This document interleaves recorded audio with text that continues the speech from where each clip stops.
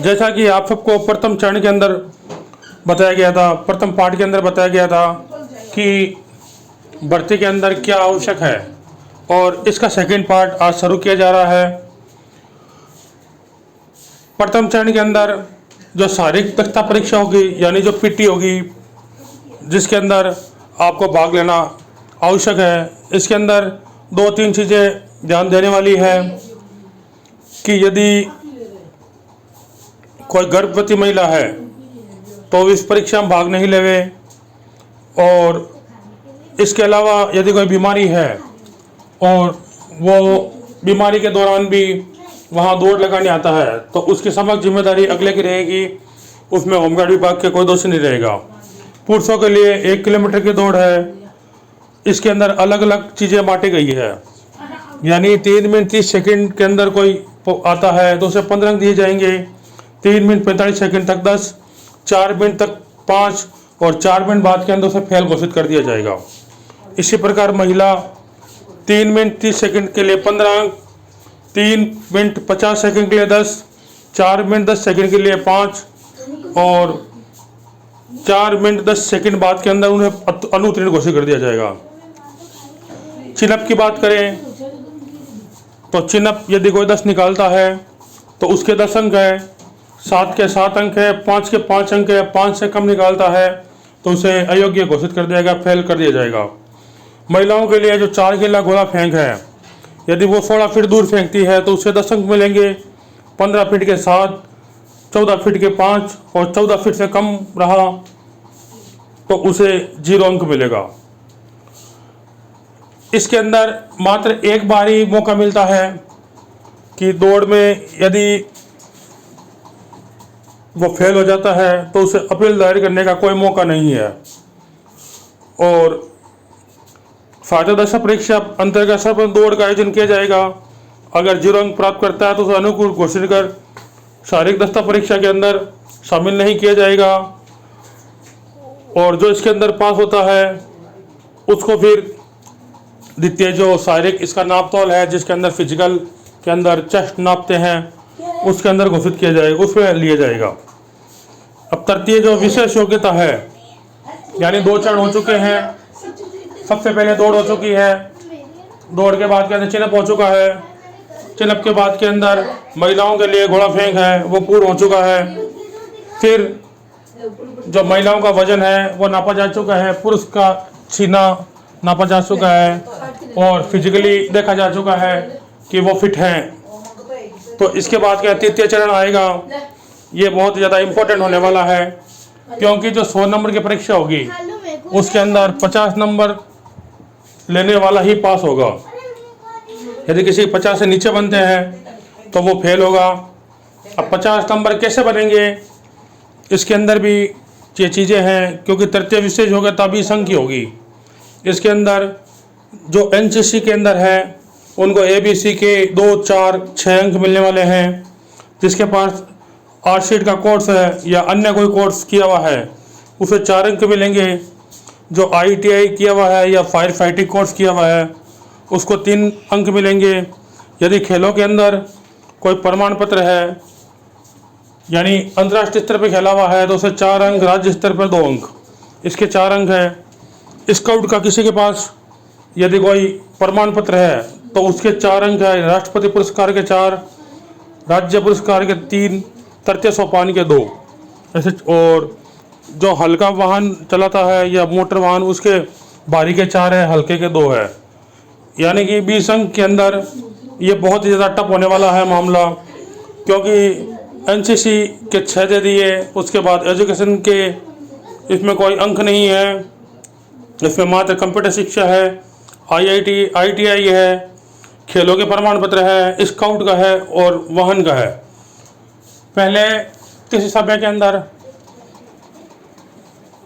Education के भी जुड़ा करते थे, लेकिन इसके अंदर अब ऐसा नहीं है। विशेष योग्यता के अंतर्गत स्पष्ट किया जाता है कि किसी की अभ्यर्थी के विशेष योग्यता के अधिकतम अंकों का कुल 20 अंकों से अधिक नहीं होगा। इसी प्रकार उक्त श्रेणी प्रमाण पत्र गणनीय होंगे। अब चौथा जो है वो है इंटरव्यू, जो 5 नंबर का होगा। ये मौखिक व्यक्तित्व का परीक्षण होगा, यानी जो 50 अंक आपको बताए गए, यानी शारीरिक दस्ता परीक्षा 25, विशेष योग्यता 20, मौखिक 5, ये हो गए 50 और 20 के आपका जो तृतीय चरण था 70। अब इसके बाद के अंदर ये जो मेरिट है वो मुख्यालय के द्वारा घोषित की जाएगी और इसके अंदर जो सफल होगा उसका नाम मुख्यालय के द्वारा बताया जाएगा। स्वास्थ्य परीक्षण में मेडिकल में उक्त जो ठीक होगा उसको ही लिया जाएगा। इसकी अपील 1 माह के भीतर करनी होगी। प्रमाण पत्र, चरित्र सर्टिफिकेट, ये सब बताए गए हैं। मैं आपसे निवेदन करता हूं कि जो जहाँ कहीं भी फिजिकल हो वो उक्त डॉक्यूमेंट पहले ही तैयार करवा ले, ताकि किसी को बार बार इधर उधर नहीं भागना पड़े।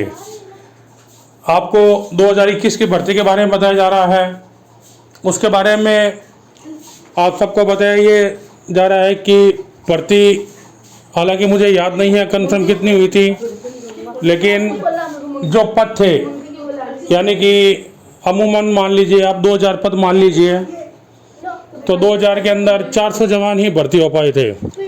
दौड़ खूब ने लगाई थी, लेकिन किसी का भी नंबर नहीं आ पाया और सब असफल रहे, रिक्तियाँ बनी रही। और अब 3842 पदों की भर्ती आई है। इसके अंदर भी एक बड़ी संख्या के अंदर फॉर्म भरे गए हैं और इसकी वर्तमान के अंदर कोर्ट से स्टे हट चुका है और कोर्ट स्टे हटने के बाद के अंदर इसकी जो भर्ती की फाइल है वो फाइनेंस विभाग के अंदर पड़ी है, जिसका फाइनेंस विभाग से कभी भी अप्रूवल आ सकता है।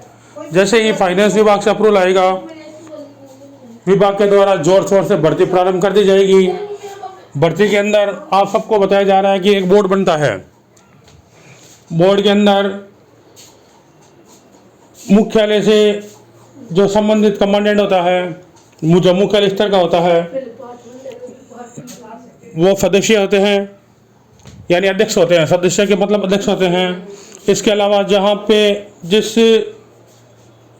केंद्र की भर्ती है वहाँ का डिप्टी या वहाँ का कमांडेंट जो भी है वो होते हैं। और एक जो एसपी होता है, तो एसपी से मनोनीत एक सदस्य होता है जो आरएस लेवल का होता है। तो उसके इन 3 जनों का एक बोर्ड बनता है, जिसके अंदर 2 होमगार्ड से होते हैं, 1 पुलिस से होता है। तो ऐसा करके 3 का बोर्ड बनेगा और उनके अंतर्गत दौड़ का या अलग इनका आयोजन किया जाएगा। दौड़ के अंदर ये बताया जा रहा है कि पैर के अंदर चिप बांध के दौड़ाते हैं, जिसका जो डाटा होता है वो कंप्यूटर के अंदर फीड होता है, यानी कौन कितना दौड़ा इसका पता लगाया जा सकता है।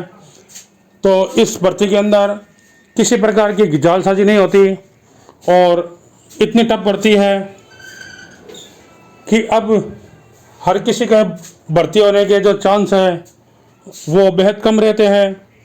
ये ऐसी भर्ती है जो कि होमगार्ड स्वयंसेवकों के लिए है, लेकिन इसकी जो चयन प्रक्रिया है वो इतनी ज़्यादा टफ हो चुकी है कि आप सबको इसके बारे में 2 वीडियो बना के बताया गया है। एक समय था जब सरकारी कर्मचारी भी इसमें भर्ती होते थे, लेकिन वर्तमान के अंदर सरकारी कर्मचारियों का जो कोटा है वो ख़त्म कर दिया गया है, क्योंकि जब चुनाव आते हैं तो उन्हें उक्त जगह से रिलीव करना पड़ता है और उक्त जगह भी उनकी ड्यूटी रहती है। तो साथियों, अभी आप सबको ताज़ा न्यूज़ दी जा रही है कि इसके प्रवेश पत्र 10 मार्च 2025 के बाद कभी भी निकल सकते हैं। आपको बार बार बताया जा रहा है। इसका रीज़न ये है कि जो मैडम है, जो कि मालिनी अग्रवाल मैडम है, जिनके पास अतिरिक्त कार्यभार है, वो जल्दी ज्वाइन करने वाली है और वो जैसे ही ज्वाइन करेंगी तो जो उक्त फाइल है उस पर साइन होंगे और आगे की प्रक्रिया जल्द से जल्द शुरू कर दी जाएगी। तो आप सब अपने दौड़ शुरू रखें, अपने प्रमाण पत्र रखें, चिकित्सक जो भी मेडिकल वगैरह है वो करवा लें, जाति प्रमाण पत्र, मूल निवासी जो भी है वो तैयार रखें और सबसे इम्पोर्टेंट चीज़ ईमेल चेक करते रहें, क्योंकि मेल कभी भी आ सकता है। जय हिंद, जय भारत।